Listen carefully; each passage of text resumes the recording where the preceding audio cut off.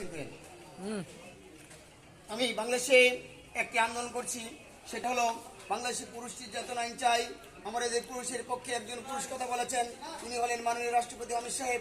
তিনি বলেছেন বাংলাদেশের সংসদে, আমি বলছি কবি কণ্ঠশিল্পী আইনসেব আকাশ, বাংলাদেশের রাজপথে নারীরা যে কোনো অপরাধ করলে বাংলাদেশে বিচার হবে।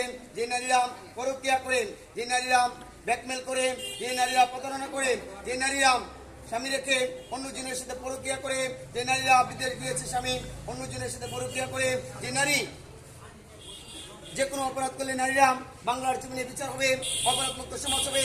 এই আইন সংসদে বিল পাশ করতে হবে এবং বাইজিতির মাধ্যমে সতীত্ব কুমারিত্ব ডিএনএস এর মাধ্যমে বাংলাদেশের বিবাহ চালু করতে হবে। বিয়ের আগে একটি ছেলে শুক্রাণু ধরা পড়লে কমপক্ষে 1 বছর জেল কাটতে হবে। মাননীয় রাষ্ট্রপতি অমিত সাহেব তিনি বলেছেন বাংলাদেশের সংসদে, আমি বলছি কবি কণ্ঠশিল্পী আইনসেব আকাশ, বাংলাদেশের রাজপথে নারীরা যে কোনো অপরাধ করলে বাংলার জমিনে বিচার হবে, অপরাধ মুক্ত সমাজ হবে। ব্যবসারা থাকবে জেলখানায়, ভালো মেয়েরা থাকবে। এই সমাজে ব্যবসাদেরকে ধরতে হবে, জেলখানা করতে হবে, নতুন একটি বাংলাদেশে জেলখানা করতে হবে।